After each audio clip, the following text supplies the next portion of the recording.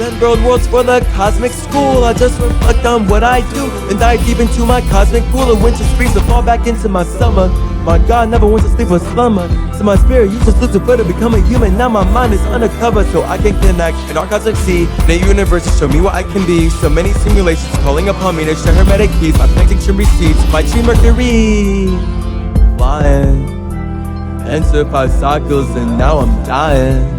Mercury flying, I've been summoned to 5 cycles, now I'm dying. So tell me what's the deal? I've been flying, I'm with you in 5 cycles, now I'm dying. Tell me what is real. I've been trying to connect the truth past all these white men lying. We need the truth to heal so we can move up like I intend when I build cities that let us choose what we want to think and feel. So your individuality can come out to play, or also to a point in expressing your space, or calling Callaway to say your dreams should be what you chase.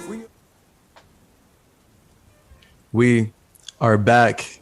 We started going hard. Jonathan just let us know that we got to take care of our temples, because we really are high-key underestimating, that's of course the whole thing with agriculture, the importance of how we are what we eat, just overall. And America is like really built on that idea, like you are what you eat. And this is why they want to make sure that we all eat like the least healthy things as possible, so we can be the least healthy humans as possible. And then it's really easy to make money off of unhealthy humans who just want to fight each other instead of connecting with themselves and gaining inner peace and understanding fairness and balance inherently, instead of feeling like there needs to be one God controlling everyone for everything to be fair and balanced. Very opposite. So R.E.A.L.M is nefarious. Okay. And I think it's time to ask Jonathan about the letter L. What is up with the legislative legal law system with all their logic? So we talked about how with like God and salt and sugar, how it has one meaning and people think that that's the meaning, but there's really a different meaning.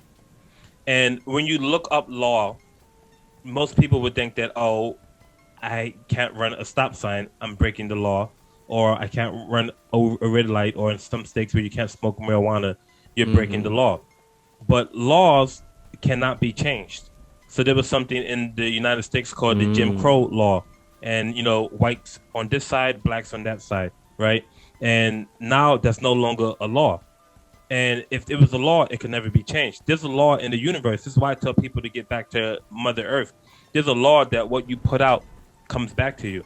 There's a law of attraction. It's the reason why you and I are attracted to one another, and we're actually having this conversation, because there are laws put in place that cannot be broken. Resonance is a thing. Why do you feel connected to the human experience overall? So clearly all of our spaces are just in resonance with the human experience to be able to connect with a language and make these words matter up to this point.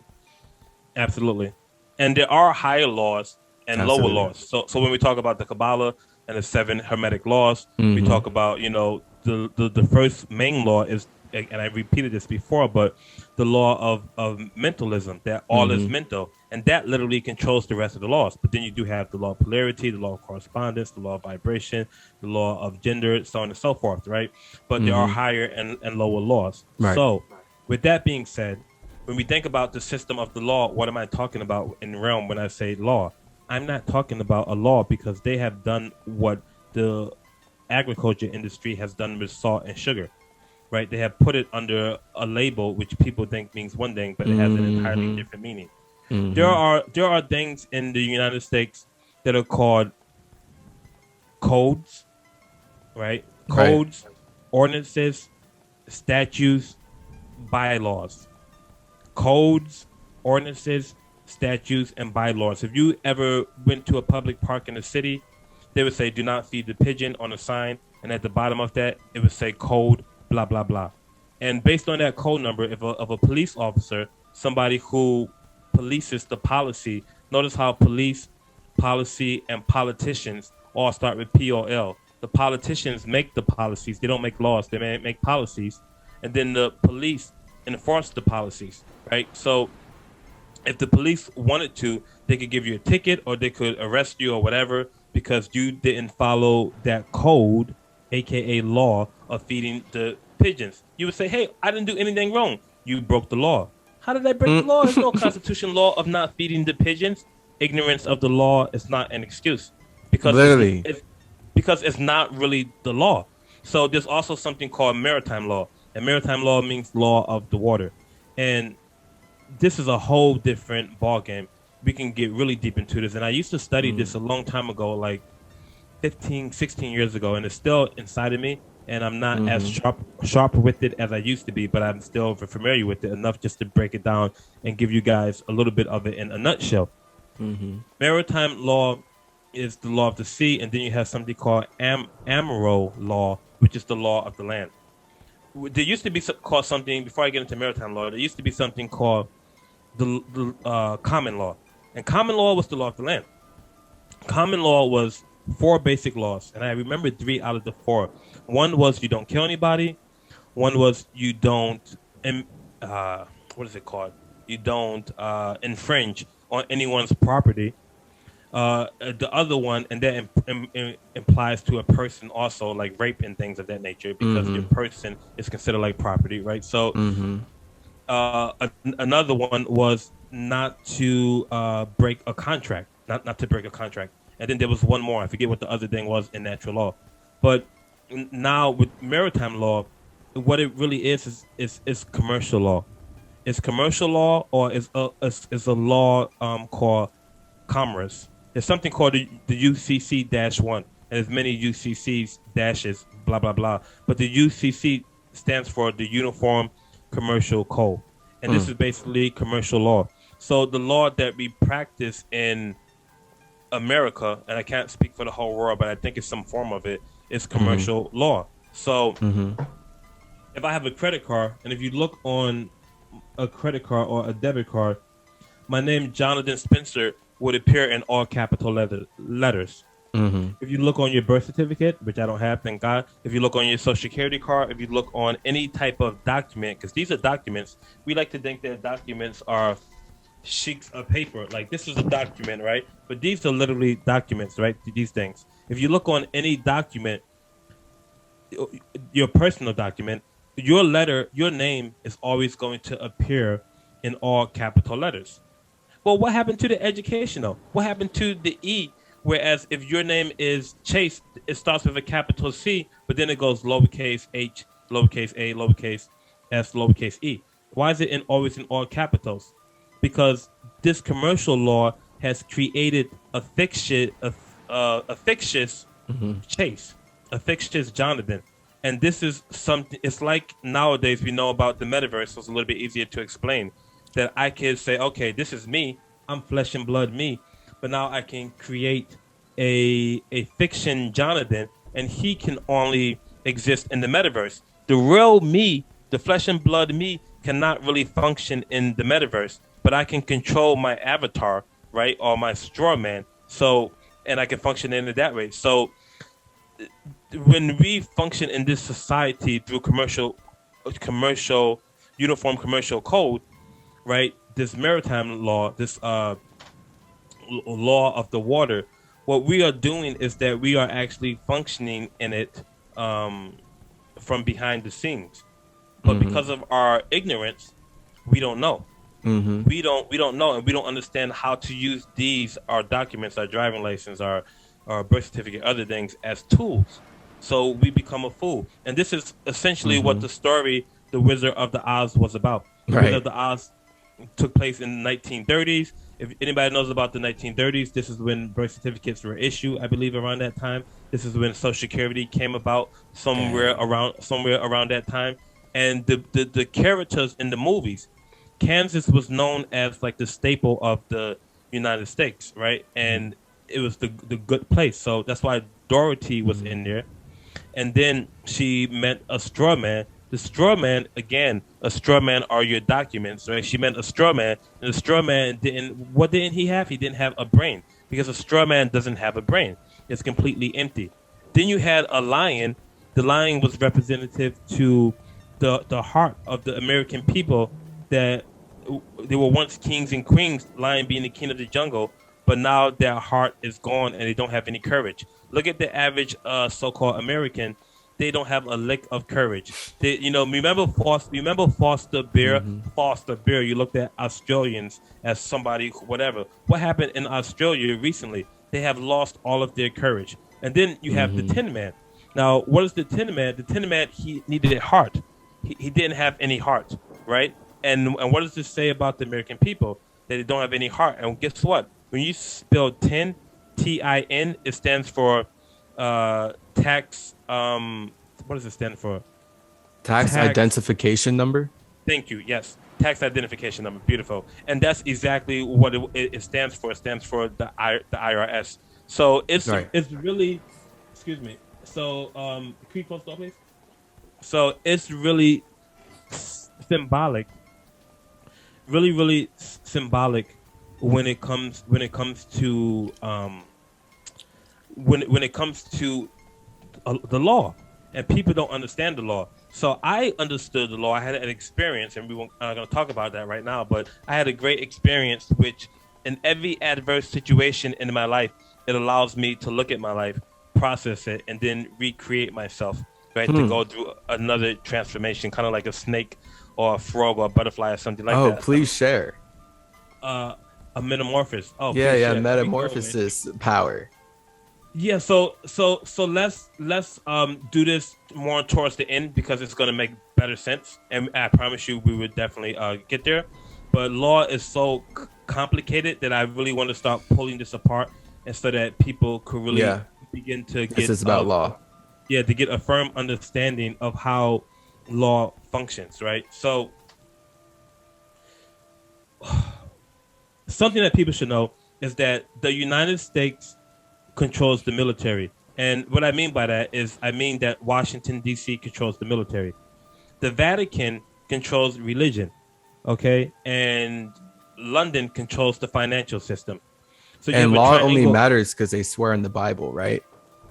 Well, I mean, it goes deeper than that. Go ahead. I won't necessarily say that because even when it comes to like the Bible, they're taking the Bible out of, they're taking so-called God, right? The Bible out of a lot of these institutions.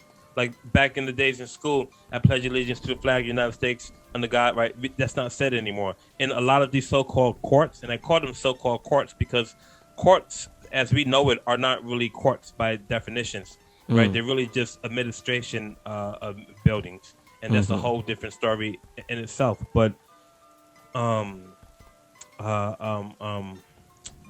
am I trying to say? I kind of lost track. Court systems. What were we talking about right before that? We were talking about the law system. Okay. Anyway, just follow me, ladies and gentlemen, because I did kind of got sidetracked on that. So, oh yeah, this is what I'm talking about. Excuse me, ladies and gentlemen. The Bible is being taken out, right? They don't swear on the Bible anymore, and in many different institutions, they're removing that. Like even when you look at the money on the back of the money in the 1950s, I think it was 1956, that "In God We Trust" was put on the money. So God, like I went out with a chick from, I don't want to call her a chick. I went out with a woman with a lot of respect from Finland. And we went out for a long time, very great woman. And she was like, wow, you say that you aren't religious, but you have a lot of religion ways. I'm like, what do you mean? She's like, some of your language and blah, blah, blah. And I'm like, what? She said, that's because of the country you live in. And I'm like, what do you mean? And she's like, because your country is built off of Christianity. And at that point, I didn't understand how much of Christianity was built inside of this country. But now they have things where there's something called a God code or the God gene. They realize that it's a gene inside of the human beings that actually is responsible for like superpowers, cities, and things of that nature. Yeah, isn't Bill Gates trying to shut it down or something? Yeah, they want to remove the God gene. They want to remove it. So effectively, or not even effectively, they're not effective yet. But essentially, what they're looking to do, ultimately, it really should make people like side eye all the booster injections and shots that Bill Gates wants to push though. Like Mm. it is him like spearheading the whole new world injection. Everyone get constantly shot and hooked up in a microchip to the new internet so that we can steal Metatron's information and build a metaverse out of your soul by teaching you that you don't have a soul and making you Yeah, scared of death. I mean, if you look It's at all what's about like being scared of death, of course, right? right, which people shouldn't be, honestly. Right. Yeah. So, yeah, we could touch on that, but let me just finish really quickly with With law. law. Yeah. Yeah. Because law manipulates the fear of death. Like this is like what it really is about. Like the only difference between Bill Gates and a normal person is that Bill Gates is on the other side of the law. And he is somehow in agreement with the people who can use law to make you scared of their projection.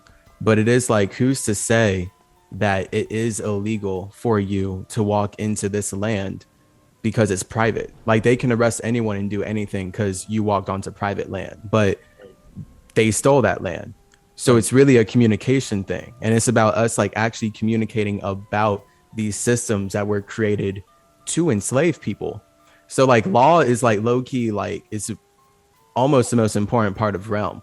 It's sort of like what holds every system together. Like all these systems don't work if they're not enforced by the law. Yes. So like, right? Yes. Like every single system does not work if it's not enforced by the law.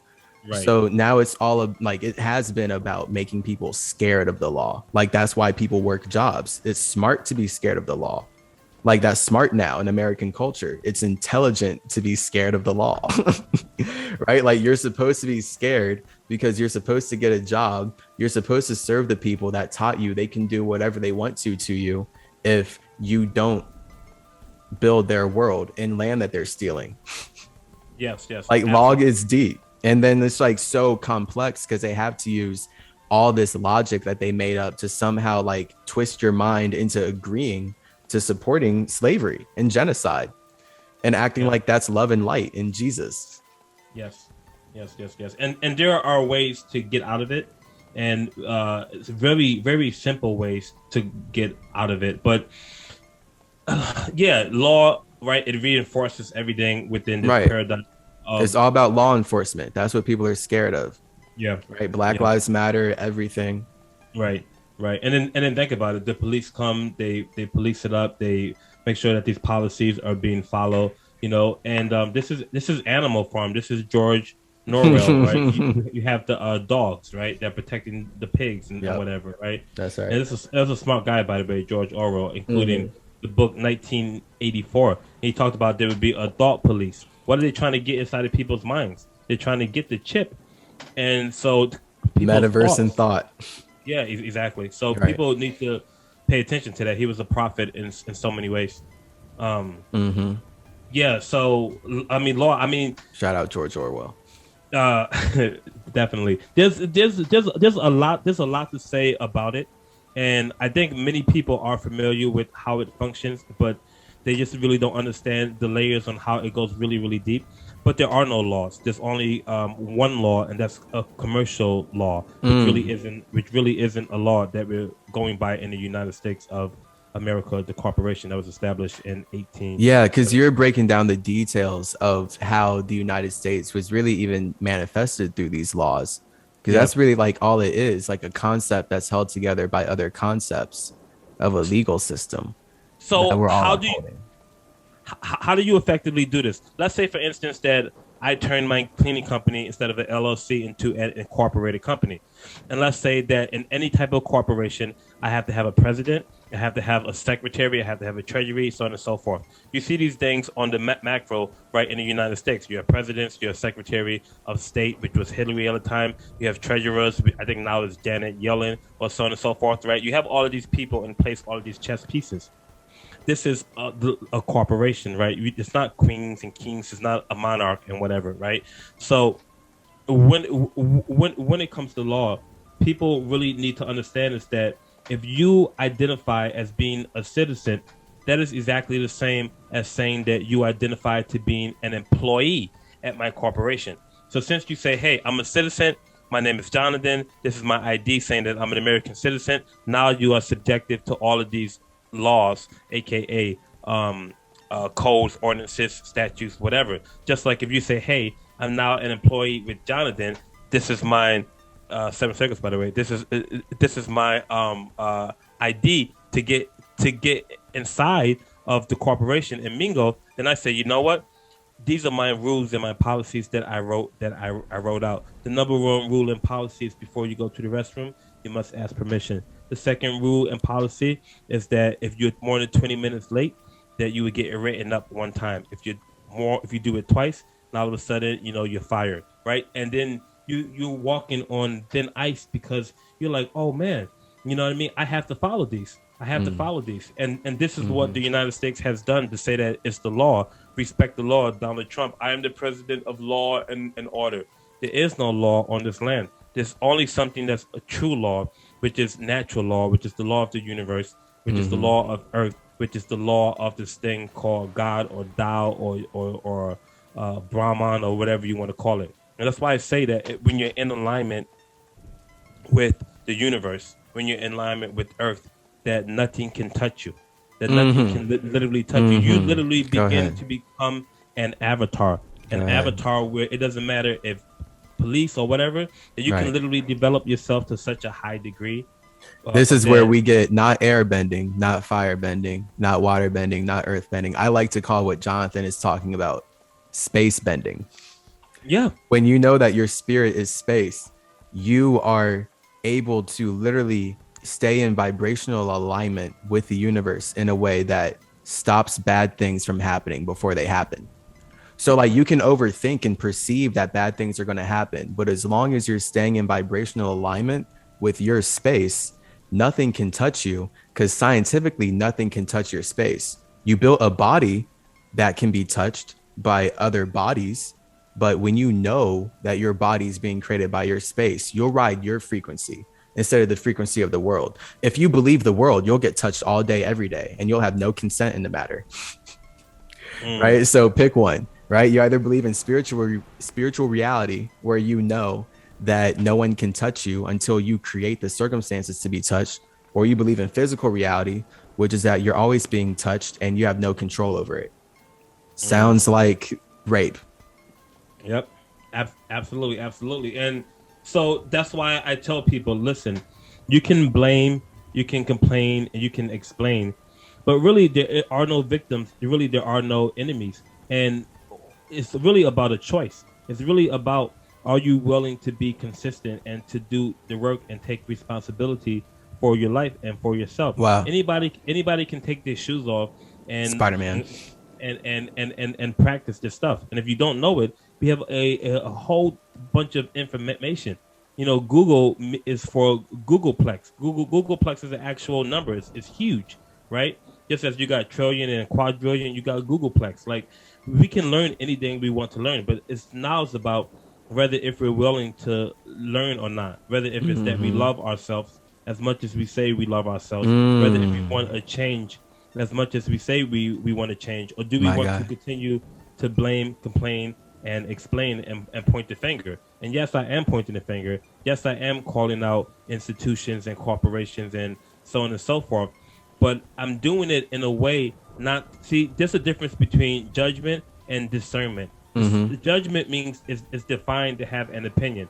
Discernment means that it's an observation. It's what it's a perception. It's what you're perceiving. Like, I'm observing something happening. That's not a judgment, right? So what I'm seeing is these are all facts that I'm putting out, and I'm just putting them in a condensed manner. Hopefully I'm doing a good job at it so that people could really get a good grasp on what is really happening, because people lie and numbers don't. And I can look at the numbers of death. I can look at the numbers of illnesses that people are experiencing, and it is a tremendous amount of people that are going through hardship, and I say because of ignorance. And I'll leave you on this, that there are 3 poisons to the mind of man, and that's arrogance, ignorance, and disobedience. Disobedience of the law.